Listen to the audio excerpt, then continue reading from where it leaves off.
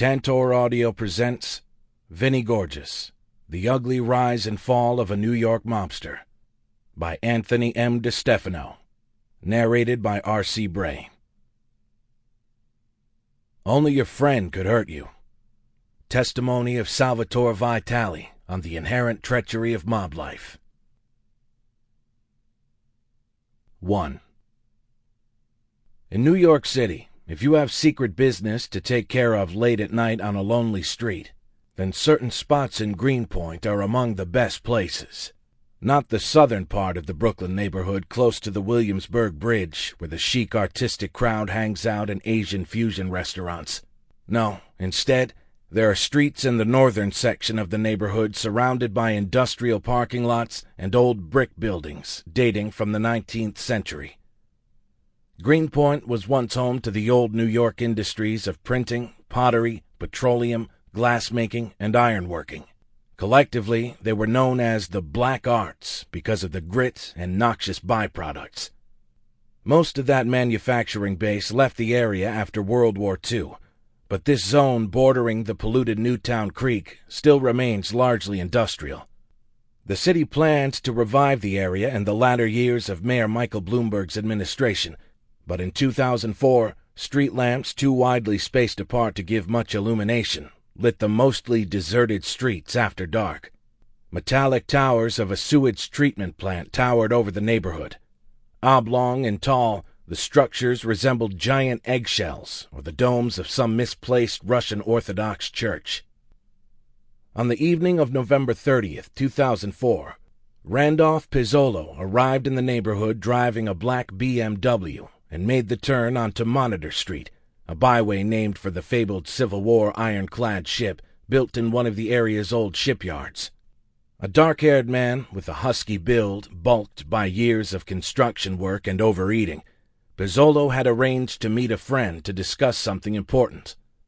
Friend wasn't exactly the right term for the man called Ace. Pizzolo never got much from the relationship. With intimidating, penetrating black eyes and a head that merged sans neck into his shoulders, Ace Aiello was a new member of the Mafia, and he acted like it, certainly around Pizzolo. He never missed a moment to dress down Randy in public, like when Pizzolo first shook the hand of a lowly soldier before greeting a Mafia captain, and Ace castigated him. Arguments between the two men commonly took place at bars and restaurants. But things weren't like that with Dominic. The handsome, strapping guy from the Bronx seemed to be the only one who treated Pizzolo decently. Maybe it was because he was secure in his position as a mafioso, or he just happened to like Pizzolo. But if someone took the time to dine with Pizzolo and listen to his problems and his dreams, it usually was Dominic. If there was a fight to break up, Dominic was there. Since Aiello fell under the command of Dominic, Pizzolo knew to come when he was called. After all, Dominic was really controlling things. Ace and Pizzolo had talked earlier in the evening, and he told Pizzolo to drive to Greenpoint to a street behind the lumberyard. Pizzolo likely didn't know what was so urgent, so sensitive, that it required an evening rendezvous on a Brooklyn street. But he had for years been flirting with life as a mobster, although he was not really a member. He had worked as a factotum and driver for some of the made men. If those more closely connected to the mob life wanted something from him, he obeyed. If he did enough favors, including the odd bit of violence if necessary, he figured it would get his ticket punched for a trip to joining La Cosa Nostra. He wanted to build a bar in Astoria, Queens, and if he established true ties to the mob fraternity, that would mean a lot of business. God knows Pizzolo had waited long enough for just such an initiation. For years he had been pestering some members of the Bonanno crime family like Dominic, who chewed Pizzolo out for asking, about whether he would get to attend a secret conclave where the old ritual of membership took place. The old gangsters used a gun as a prop and pricked the initiate's finger to draw blood. In recent years they stopped using the gun to avoid getting busted for weapons possession if cops happened to arrive. They also did away with the medieval ritual of drawing blood for health reasons. But participants still burned the card with the picture of a saint in the hands of the initiate, who had to swear loyalty to the life of crime and his new boss. Pizzolo was ready. He had paid his dues. Randolph Pizzolo wanted to become a made man in the worst way. Yet, if truth be told, Pizzolo had problems, which had been weighing increasingly on his mind. The previous months had seen a convergence of festering issues that had plagued Pizzolo and were seriously inhibiting his wise guy aspirations. Career criminals needed to exhibit a certain decorum, and Pizzolo showed a lack of discretion and a propensity to call unnecessary attention to himself. Once, at a Manhattan restaurant, he told a soldier in the crime family that he should keep quiet and not ever think about becoming a government witness as others had done. Realizing his mistake, Pizzolo apologized. At another fashionable Manhattan restaurant mob hangout, Pizzolo thought he would be cute and hassle an FBI agent dining at a table nearby with some friends. "I will buy you all a drink, except the Fed," Pizzolo boasted in an effort to embarrass the official. The agent, whose investigative specialty covered Colombian drug cases and not La Cosa Nostra, wasn't the least bit intimidated and put Pizzolo in his place. "I should get your ass violated because you know you shouldn't be in here." The agent knew Pizzolo was already on probation and should not have been in close proximity to other criminals that evening. It was a moment of vulnerability that Pizzolo stupidly had opened himself up to. To make matters worse, he had done so by violating one of the rules of mafia civility. Be respectful of the cops who were doing their job. Pizzolo also bragged about kneecapping a Lucchese crime family soldier at a restaurant alternately described as Terrace on the Park or Cafe on the Green, a trendy eatery in an old Queens house once owned by silent screen star Rudolph Valentino. Then there was the episode at another little restaurant in the same area where Pizzolo showed up with a gun and after some drinks once again opened his mouth. His claim that he had been a Navy SEAL probably wasn't as bad as the way that he insisted that he was the only person among all in the Bonanno family who knew how to kill.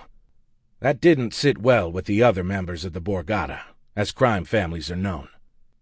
Pizzolo had tried to explain his actions by relating how he had showed up at the restaurant Napa in Sonoma with a gun after his friend called him and sounded as though he was having a problem. There wasn't a problem. The friend took the gun from Pizzolo, carefully wrapped it up, and placed it behind the bar. Filled with drink, Pizzolo later admitted that he might have bragged about his ability to kill. Although he admitted his transgression and had an explanation for it, the incident formed another black mark against him. Nor was Pizzolo's day job going all that well. Experienced in doing excavation work and installing foundations and footings for buildings, he normally had a good reputation as a contractor and had hooked up with some big projects in the Bronx. Depending on who was giving the critique, either his work got sloppy or he did a good job. Robert Van Zandt, Jr., a businessman in the Bronx who used Pizzolo to put up some steel work at a new office building, thought Pizzolo was somehow stealing from him by padding bills. But then again, Van Zandt always seemed to think someone was trying to pull one over on him. In Pizzolo's case, the suspicion wasn't misplaced. Randy was fiddling with the money needed to pay workers. Vincent Bassiano was Pizzolo's overall boss in the Bronx construction work, and not just that kind of boss. Unlike some of the worn-out elders of the Bonanno family, Vinny cut an imposing figure in his world. With neatly styled hair, vivid eyes that telegraphed ambition and cunning, Vinny had a rough handsomeness. He ran a beauty salon on East Tremont Avenue named Hello Gorgeous, but mostly because of his looks, Vinny earned the moniker Vinny Gorgeous. Animated hand and arm gestures always punctuated his conversations at the social clubs or in private. He liked taking charge and being the most charismatic person in the room. In bars and nightclubs, always with a vodka and club soda with a piece of lemon, Vinny held court and attracted women.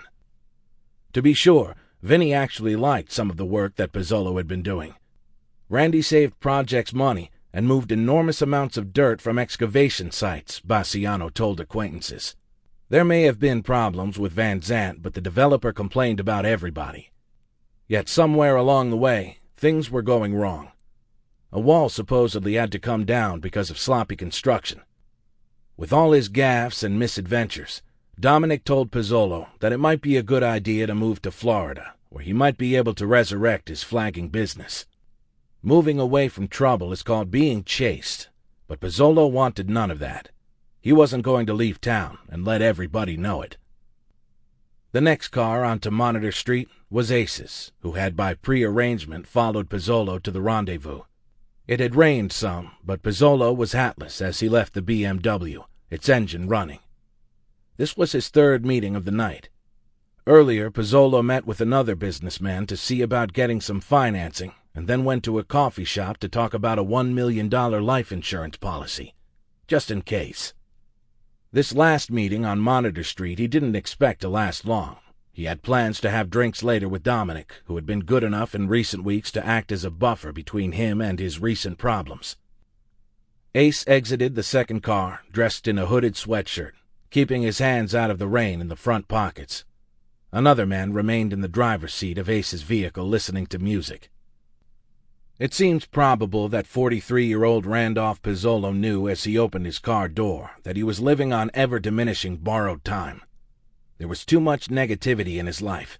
His arrogant public displays of impulsiveness, problems in the construction work, his refusal to leave town when asked. One story making the rounds had it that when he invited some of the local associates to his granddaughter's christening, none showed up, forcing an embarrassed Pizzolo to plead with other friends to attend so the table wouldn't sit empty. When he left his home in Bayside a few hours earlier to take his drive in the rain, he made a simple request of his girlfriend Roxanne, something that later seemed out of character for such a macho man. "Kiss me," he told her. She did. Pizzolo walked around to the left of his car and went about 25 feet past the bumper. He extended his hand to greet Ace. Handshakes in the mob form a large part of protocol.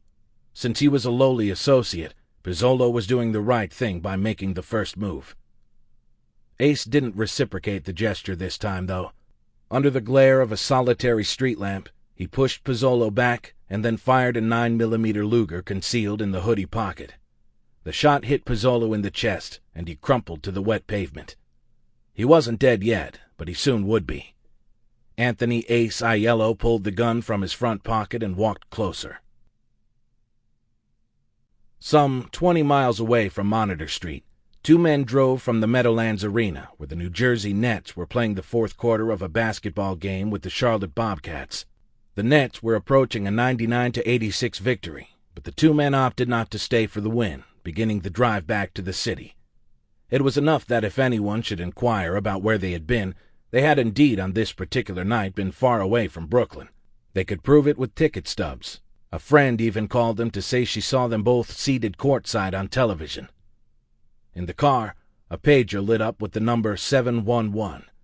Seeing the code, Dominic Cicale knew that Pizzolo wouldn't be having drinks with him later. Cicale had tried to save Pizzolo from himself. He had suggested that Pizzolo move to Florida, where both men had been looking for investors for a real estate deal. If he stayed there, Pizzolo could have supervised the project. But Pizzolo didn't want that. He knew that when the mob chased you from New York, your chances of initiation became virtually non-existent. No, Pizzolo wouldn't leave. He had roots here.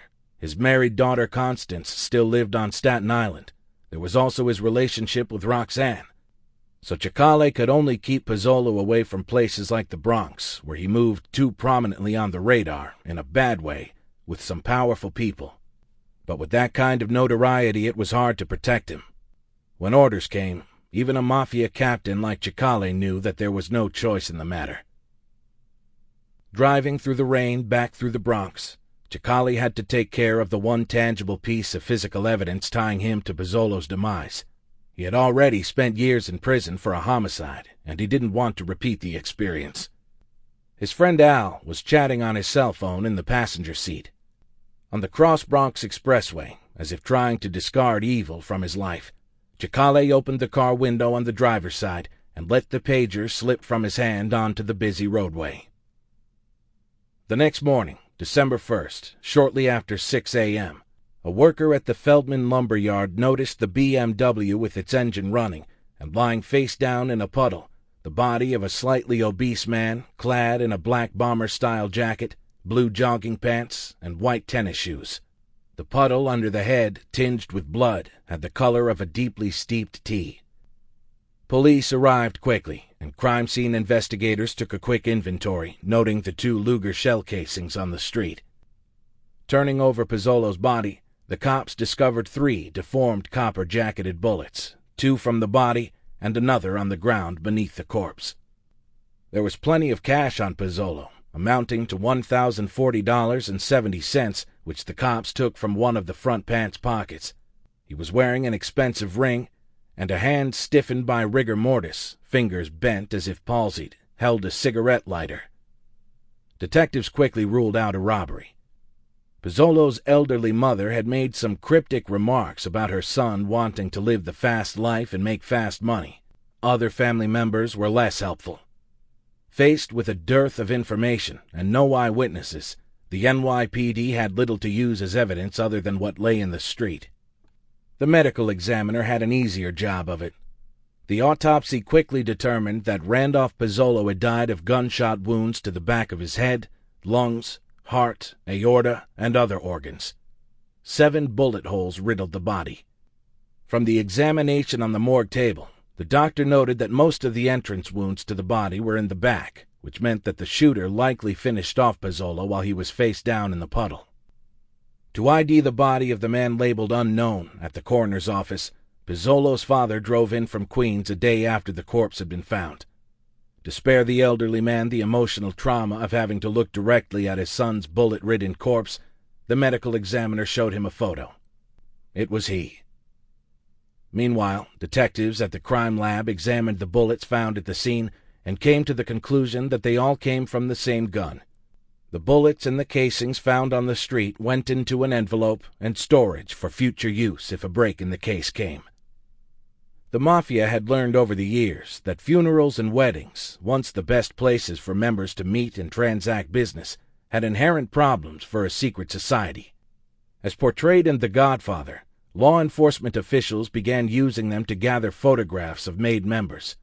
Cops also made inferences about the mob's power structure by seeing who showed or who stayed away from a funeral home or reception hall. Like Kremlinologists from the Cold War, detectives watched to see who in the crime family received the most respect, a status revealed by the number of people who kissed a particular man of honor on the cheek. In the weeks before he died, Randolph Pizzolo was treated as a pariah, but in a counterintuitive move designed to deflect suspicion from himself and those involved, Dominic Cicale showed his betrayed friend one last sign of respect. He attended the wake. "What happened? Why had he died?" Pizzolo's kin asked Cicale as he stood among the mourners. "He didn't know," Cicale lamented. Walking up to the casket, Cicale stared at the body. Filled with regret and sadness, he stayed only a short time. But he wouldn't forget the moment. 2. Of all the indignities that Joseph Massino had to suffer in the federal detention center on the Brooklyn waterfront, the worst, doing his own laundry, reminded him just how much his situation had changed. He might still be the boss of the Bonanno family, but he had no wife or maid now to do his chores. To wash his skivvies, Massino took them into the jail shower and cleaned them with soap under the running water. He couldn't get his ample girth into briefs comfortably, so he wore boxer shorts, which air-dried faster in his cell. It was hardly the way a man who considered himself the last godfather should be living. Then there was the food. For a man who built his size around eating and his life around a catering business, jailhouse cuisine, or what passed for it, was an abomination. Whatever the Metropolitan Detention Center served gave Massino digestive problems. One way around that indignity was to take snacks from the vending machines and commissary. He thrived on bread and peanut butter.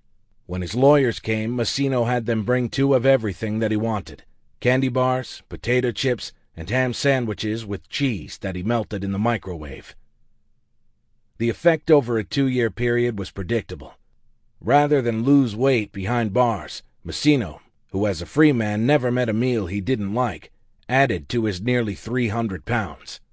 This state of affairs did nothing good for his blood pressure and diabetes.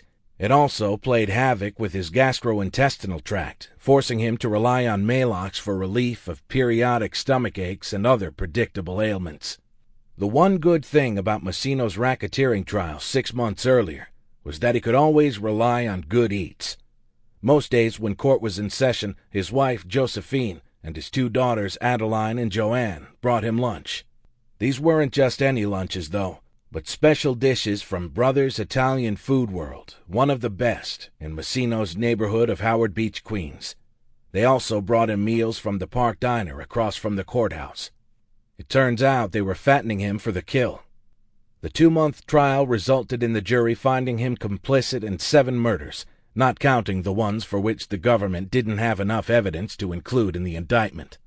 With his old friends turning on him and becoming star witnesses for the prosecution, Massino could see the inevitable coming.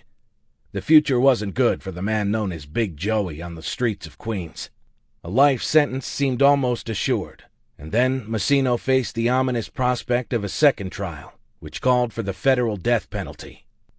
It was against that backdrop that on the morning of January 3, 2005, Joseph Massino looked forward to a visit in the exercise pens of the MDC facility with an old friend, who, as fate would have it, had been arrested a few weeks earlier. He and Vincent Bassiano had a lot to talk about. They could commiserate together and discuss what was happening on the street.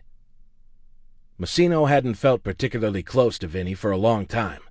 Massino came from the old-school days of bosses like Philip Rastelli and Nicholas Nicky Eyeglasses Marangello. Bassiano, a new kid from the Bronx, made his mark as a gambler, but didn't have the institutional memory of what the mob was like. He also had too quick a trigger finger, or so the stories went, since Massino had never given him an order to kill anybody. Bassiano was joining him now because of the murder of a Bronx drug abuser named Frank Santoro outside his home in the Throgs Neck neighborhood. Bassiano had heard about the Santoro slaying, and frankly wasn't too happy about it. No one had asked his permission. Made men had to get clearance to hit someone, and Massino learned about the murder only after the fact. It made him wary of Bassiano, if in fact he was involved. There were also stories that Massino had heard of Bassiano a decade earlier taking part in a spur-of-the-moment killing of some man in a social club off Francis Lewis Boulevard. No name was ever attached to the alleged victim, and the body supposedly disappeared. But still. Those stories made Massino think Bassiano a volatile man, a mad hatter with an unpredictable nature. A few years earlier, Massino had been chatting in his Casablanca restaurant with one of his captains, Richard Shellackhead Cantarella, about Bassiano. Massino saw good things and bad in the Bronx gangster. The crime boss liked Bassiano's strong-mindedness, his strong will. If anything happened to him, meaning Joe Massino, he would hold this family together, Cantarella later remembered Massino telling him about Vinny. The only thing, he's got to slow down, he's too quick, Massino said, putting his forefinger and thumb up to mimic a gun. Massino never uttered the words murder or kill, and as Bassiano reminded people later, the crime boss never ordered him to kill anyone. Bassiano showed up at Massino's restaurant in the Fresh Ponds Road section of Queens on alternate Saturdays, and the crime boss was so wary of him that he wouldn't come to the eatery on those days. But in the face of any misgivings, Massino knew that Bassiano was a loyal man, someone wedded to mob life and in love with the notion of what it meant to be a made man. From about 2000 until he was arrested in 2003, Massino saw a usefulness in Bassiano and spent more time in his company. There was also the tribute money, about $3,500 a month that Bassiano gave to Massino, and the Christmas cash turned over to the boss during dinner at a restaurant near Wall Street. Massino respected the Bronx man's fearlessness in taking command of the street during such a trying time. Under a calamitous assault by the federal government, the Bonanno family was verging on chaos, and few able men in the Borgata could take the initiative to keep business running as usual with Massino in jail. But with information not getting to the incarcerated crime boss fast enough, his men insecure and dreading an FBI knock on the door, the situation was worsening for the Bonanno crowd. Bassiano had done what he could while on the street, but now he too lay behind bars. Massino needed to talk with him, to discuss some unsettling things he had heard, to rein in his eager acolyte. Massino had to make sure he knew everything. Massino arrived first at the exercise area on the roof of the MDC. He wore a jacket to ward off the cold, although he told one of the other inmates that the weather seemed unseasonably warm. The area consisted of a group of metal cages that separated inmates physically, but easily allowed them to talk through the partitions. For an older prisoner like Massino, the guards could be accommodating. When Bassiano entered, they put him next to Massino. "What's up, brother?" said Bassiano, his neat pompadour, alert eyes, and polished look in stark contrast to the portly, gray-haired, fleshy boss. "What's up, pal? How are you feeling?" "Good, good." Well, not so good, really. Massino unleashed the litany of his usual physical complaints. He had diarrhea, chills, a fever, his back hurt. The Motrin they gave him was causing him stomach problems. Medication for his stomach was causing more distress. "I went to the bathroom 15 times, Massino complained. "Holy Christ," said Bassiano, who offered to take care of Massino if they ever were put together in the same jailhouse wing. To a fly on the wall, the conversation between the two mafiosi was like listening to the laments of residents in a poorly run nursing home. Bassiano needed a nail clipper. The showers bothered Massino, who complained about having to sit down while he washed because of a bad back. If he ever dropped the soap, Massino said he would be in big trouble because he couldn't bend over. The next day, said Massino, his attorney was going to bring up the conditions in the jail before a federal judge. There was also a problem with Massino being able to attend meetings in the jail with the other co-defendants like Bassiano. Such meetings commonly took place in a large conspiracy case, and for a while, Massino had been able to attend them, even picking up gossip and news from the street, like word about the killing of Pizzolo. But now Massino was being kept away. "What they were doing was investigating me for the sneakers," he explained. "They wanted to take the sneakers." "Why?" asked Bassiano, genuinely perplexed. "They said I escape. I could run quicker." "What are they, fucking nuts? They don't know when to stop. How much more do they want? How much more?" Vinny said. The image of the rotund Massino, somehow managing to escape the heavily guarded MDC, getting past the security force at the front gate, then running in sneakers through the streets of the Red Hook section of Brooklyn, stretched credulity. Yet they had moved Massino around in the jail, and he didn't know why. He suspected it might be in retaliation for making a complaint about his medical condition. The two men chatted more about the deplorable state of the jail showers and the food, something that Massino always worked into his conversations. But this wasn't just a social visit. Massino wanted to know what was happening. "What is going on out there? A few guys, they want to know what is going on, but they want to take orders only from me." Massino had known that Bassiano, before his arrest, had been issuing orders, initiating new members into the crime family, and generally keeping the Bonanno family together. That wasn't a bad thing given the disarray within the family, but Massino wanted to ensure that Bassiano wasn't trying to pull a coup and usurp the role of boss. "They want to know who is calling the shots," Massino said. "You are," replied Bassiano defensively. Then the conversation turned into a lecture, Massino acting both as tutor and inquisitor, alternately praising and gently chiding the ambitious Bassiano. Massino said that he didn't agree with Bassiano putting certain gangsters in control as street bosses. Some of the candidates Massino didn't know much about. Others, like aging mobster Nicholas Santora, while nice guys, never made any money and had reputations as brokesters, a term coined by the mob.